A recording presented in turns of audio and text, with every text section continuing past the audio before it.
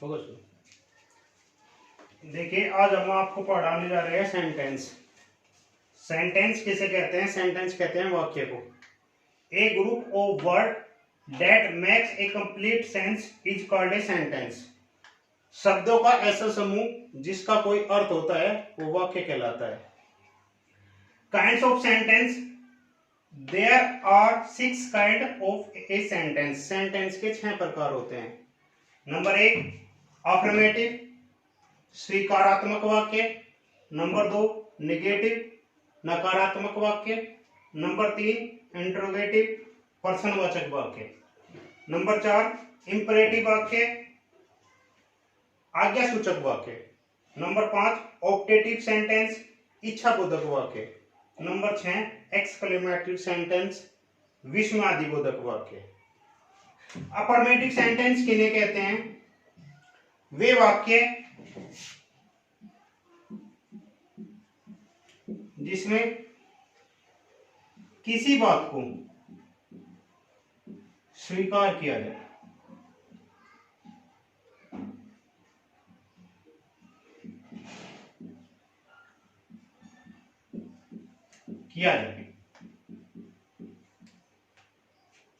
उन्हें अफर्मेटिव वाक्य कहते हैं। जैसे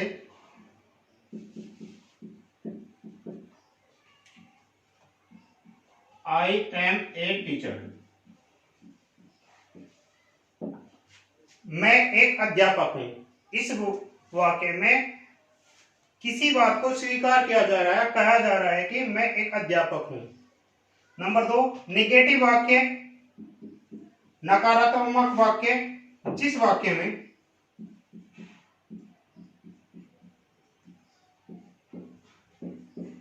किसी बात को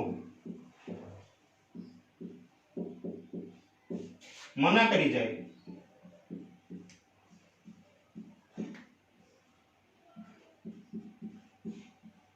अर्थात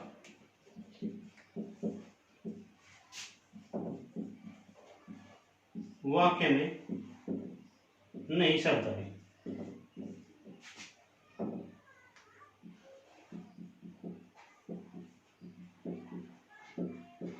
उसे हम नेगेटिव सेंटेंस कहते हैं।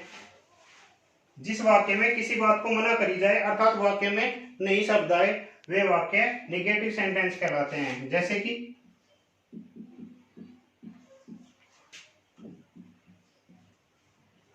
You are not player, you are not player, तुम खिलाड़ी नहीं हो। इस वाक्य में किसी बात को मना किया जा रहा है तो ये वाक्य नेगेटिव वाक्य कहलाएंगे। इंट्रोगेटिव वाक्य, जिन वाक्यों में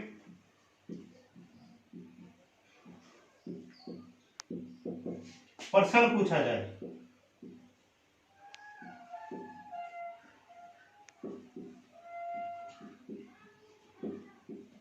अर्थात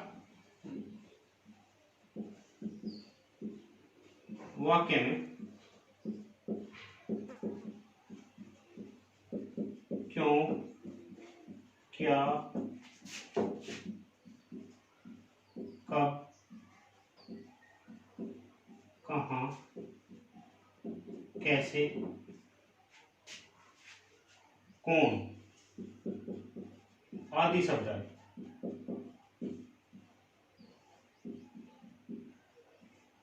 आदि शब्द आए वे वाक्य प्रश्नवाचक इंट्रोगेटिव वाक्य कहलाते हैं। इन वाक्यों में क्यों, कहां, कब, किसने, कैसे ये शब्द आते हैं तो ये वाक्य इंट्रोगेटिव वाक्य कहलाते हैं।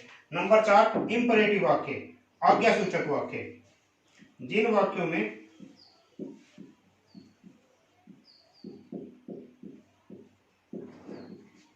आदेश,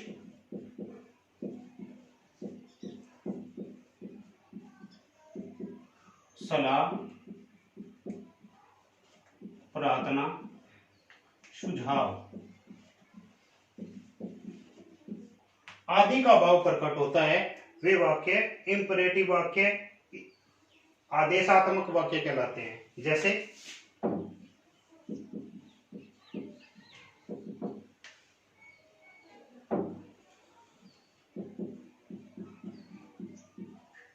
सिट डाउन, बैठ जाइए, आदेश, इस वाक्य में आदेश दिया जा रहा है, इस वजह से ये इंपरेटिव सेंटेंस कहलाएगा।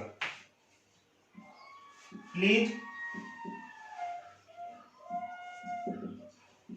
गिव मी योर पेन, कृपया मुझे आप अपना पेन दे दीजिए।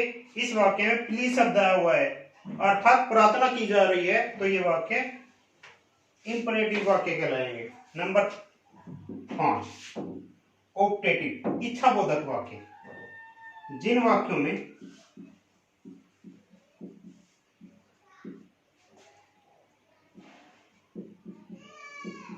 भगवान से किसी के लिए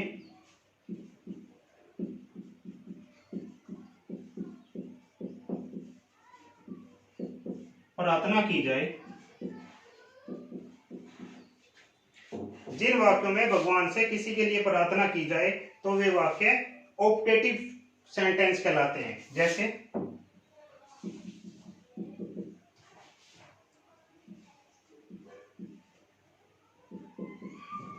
मे यू लिव लॉन्ग, आप दीर्घ आयु।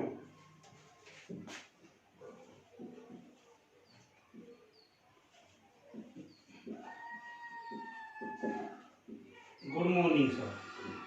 अभिवादन के लिए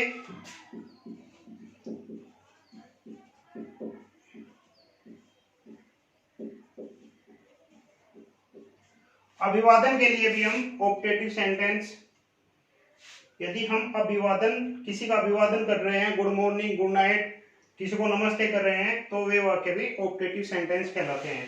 नंबर 6 एंड लास्ट एक्सक्लेमेटरी वाक्य, वे वाक्य जिनमें आश्चर्य, शोक, खुशी,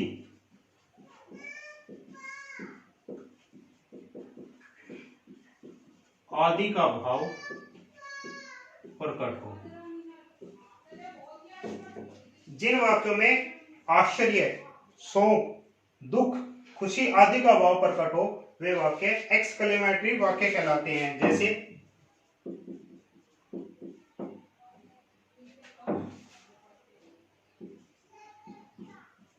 ऑल्स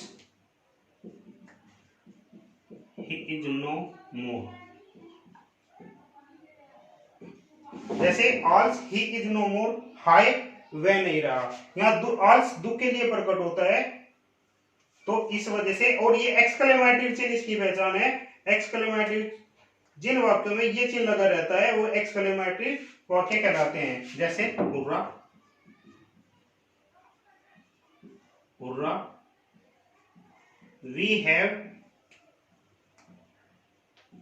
वोन द मैच, खुशी के लिए मैच जीतने पर खुशी प्रकट हुर्रा शब्द से हुई है, तो ये सेंटेंस एक्सक्लेमेटरी सेंटेंस कहलाते हैं। तो सेंटेंस आपको बताया कि शब्दों का ऐसा समूह जिसका कोई अर्थ होता है वो सेंटेंस वाक्य कहलाता है। वाक्य के 6 प्रकार होते हैं, affirmative, negative, interrogative, imperative, optative, exclamative. कुछ वाक्यों में, कुछ पुस्तकों में ये भी दिया गया है, अफर्मेटिव और नेगेटिव को दोनों को मिलाकर असर्टिव सेंटेंस भी कहा जाता है, कुछ किताबों में दिया गया है। तो ये 6 प्रकार के होते हैं। अफर्मेटिव, जिसमें किसी बात को स्वीकार किया जाए, हाँ भरी जाए किसी की, तो वे अफर्मेटिव सेंटेंस कहलाते हैं। नेगेटिव, जिस वाक्य में किसी बात को मना करी जाए, अर्थात वाक्य में नहीं शब्द आए, वे नेगेटिव कहलाते हैं। इंट्रोगेटिव, जिन वाक्यों में प्रश्न पूछा जाता है, तो वे वाक्य इंट्रोगेटिव सेंटेंस कहलाते हैं। इंपरेटिव, जिन वाक्यों में आदेश, सलाह, प्रार्थना, सुझाव आदि का भाव प्रकट होता है, वे वाक्य इंपरेटिव सेंटेंस कहलाते हैं। ऑप्टेटिव, जिन वाक्यों में भगवान से किसी के लिए प्रार्थना की जाए, अभिवादन किया जाए, तो वे वाक्य ऑप्टेटिव सेंटेंस कहलाते हैं। एक्सक्लेमेटिव सेंटेंस, वे वाक्य जिनमें आश्चर्य, शोक, खुशी आदि का भाव प्रकट होता है, वे वाक्य एक्सक्लेमेटिव सेंटेंस कहलाते हैं। ठीक,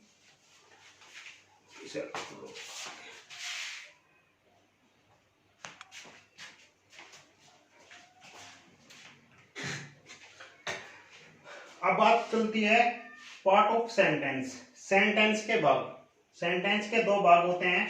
नंबर एक कर्ता, subject. The subject of a sentence is the noun और pronoun about which something is said. जिसके विषय में कुछ कहा जाता है वो कर्ता कहलाता है। वाक्य में जिसके विषय में कुछ कहा जाता है वो कर्ता कहलाता है। जैसे Mohan is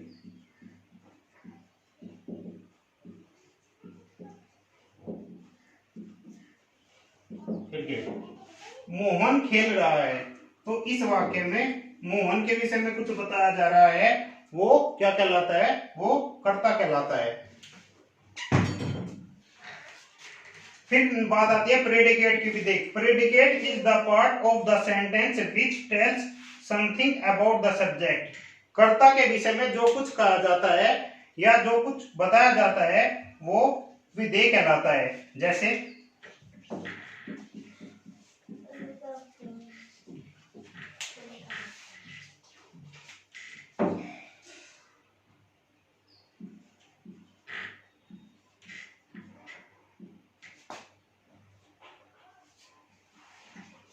Payal is cooking the food. तो ये वाक्य, ये सेंटेंस पायल, इसमें पायल के विषय में मोहन के विषय में बताया जा रहा है, तो मोहन यहाँ करता है। यहाँ जिसके विषय में कुछ कहा जा रहा है या था कर्ता को छोड़कर, वाक्य को छोड़कर, सब्जेक्ट को छोड़कर वाक्य का शेष भाग प्रेडिकेट कहलाता है।